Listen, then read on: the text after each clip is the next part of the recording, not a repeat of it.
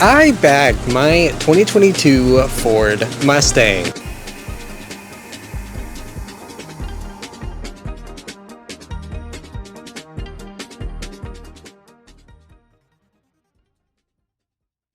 Originally, I was going to make an installation video out of my bagged Mustang, but I decided to scrap that just because I wanted to make it my own. As in, I got monetized by YouTube, and if it wasn't for you viewers watching my content on a weekly basis, I wouldn't have my dream. Now, I've always been into lowriders and lowering my vehicle. I've had a whole bunch of riced out vehicles that were lowered and slammed, but I've never actually bagged a vehicle, and this was my first chance to actually do it with my Mustang. The purpose of this video is just to share my journey with the car and where it's come from. I've had multiple warranty repairs on the car, but I've also wanted to do coilovers or air suspension, and I chose air suspension. Now, obviously, there's going to be a few things that need to be changed, like the stock wheels or tweaking a few things like the tank or the compressor here and there. But for the most part, the car is pretty much done and set.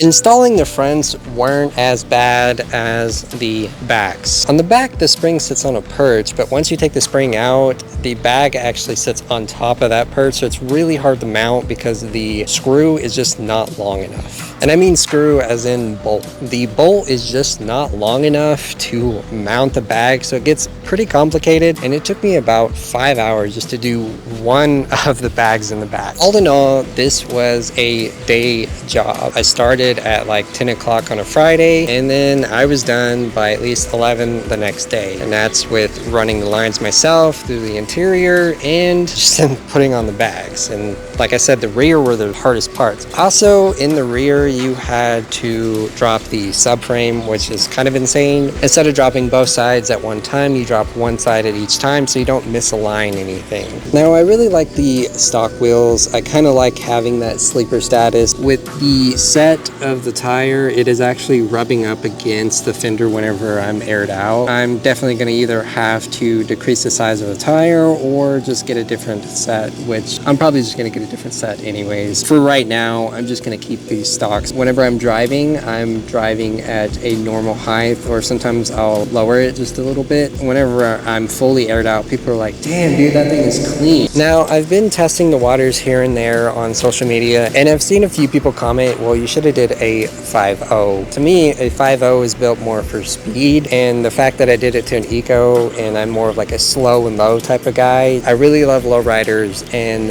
taking the EcoBoost to the next level of putting it on bags gives it that visual of being low and slow. Now, the next thing to talk about is the controller itself and how I ran it through the interior. Now, most people do exactly just that. They'll run the USB cords through the interior under the carpet, and that is exactly what I did with the controller itself. This thing comes in handy very, very well. It helped me discover leaks in my tank. It also comes up with warnings whenever the tank is out of pressure or low pressure, and you can have multiple presets on this thing. Some people mount it, some people don't. I'm totally one of those people that doesn't like to have it mounted, mainly because I like to have total control. And I also like to play with the air ride during a red light or a stop sign or anything like that, just to kind of show off. I have the tank set at 155. Most people set it at 200. It does drop to 152, and it stays at 152. And that's just because of the air pressure moving around. This right here helped me figure out that I had a leak in my tank,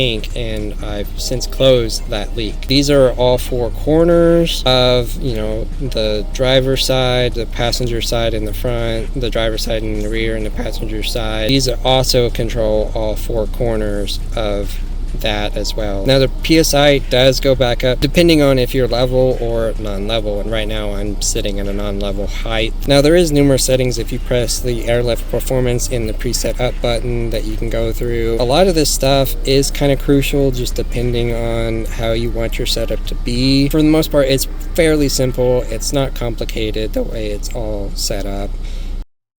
So you might be asking, what Airlift system did I get? And the one that I chose was the Airlift Performance Kit, and I got the Airlift Performance struts and bags. The struts are in the front, and then it's just a bag setup in the back, and then you get some shock setups. But then I also got the 3-piece system setup. I did have some issues with shipping, and so I had to call multiple times because I went through like a drop shipping company. The main issue is the tank. The tank is now just chrome, and it's not like a matte finish chrome. Another thing that I've seen come out of this, that I've talked to a few people in the car scene about, that even with Airlift Performance, something happens with the shipping no matter who you choose, that the rears will come in a set of 2 for some odd reason. You'll have both sides of the rears, but then it'll ship again. And so that is exactly what happened to me. Talking to some of the car people in this town, they have expressed the same exact issue. So I don't know what's going on there. I think maybe their system's kind of messed up, and it's thinking, well, the left shipped and now we got to ship the right, but they all come together. So I don't understand that portion of it, but it is what it is. And I got the setup and I got it done. Now again, this won't be an installation video. This is just me talking about the dream that I have achieved